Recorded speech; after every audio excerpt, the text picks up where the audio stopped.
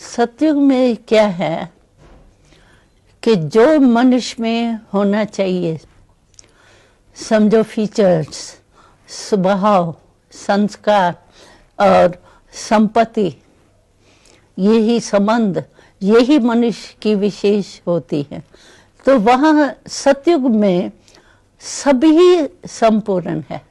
प्रकृति जो है वो भी सत्व प्रधान है, इसीलिए वहाँ कोई हलचल नहीं। प्रकृति जो है वो सुख देने वाली है, इसीलिए वहाँ प्रकृति द्वारा भी सुख मिलता है, दुख का नाम निशान नहीं है। और मनुष्य जो है संबंध में भी कोई नीचे ऊपर नहीं है, एक दो से संबंध ऐसा स्नेह भरा है जो को होना चाहिए। और साथ में संपत्ति की भी कोई कमी नहीं है। तो चाहिए क्या?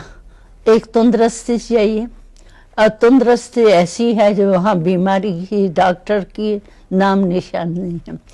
तो जो देवताई जीवन है उसमें सर्व प्राप्ति है, तन की भी, मन की भी, धन की भी, संबंध की भी और प्रकृति की भी प्राप्ति। सतो प्रधान होने के कारण प्रकृति भी दासी रहती है। तो इसीलिए वहाँ कोई अप्राप्ति नहीं है, सर्व प्राप्ति है।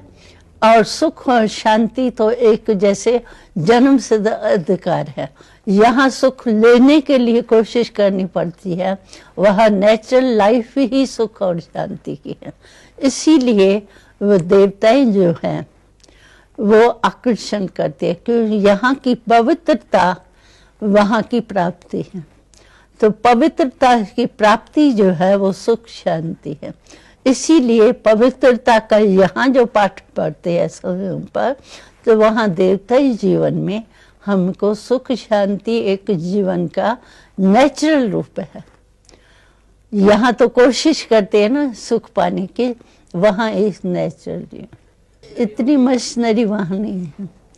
सोलर सिस्टम ज़्यादा है और प्रकृति द्वारा ही, समझो वायु है, तो वायु भी कहीं काम में आती है, जैसे फैक्ट्री है या कुछ भी है, तो वायु भी मदद करती है। काम करना पड़ेगा, लेकिन क्या है कि यहाँ मेहनत करनी पड़ती है।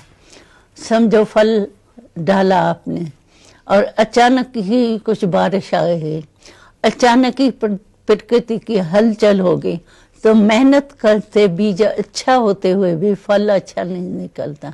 और वहाँ बीज आप डालो और फल बहुत ज़्यादा है और अच्छे में अच्छा सहज ही होता है।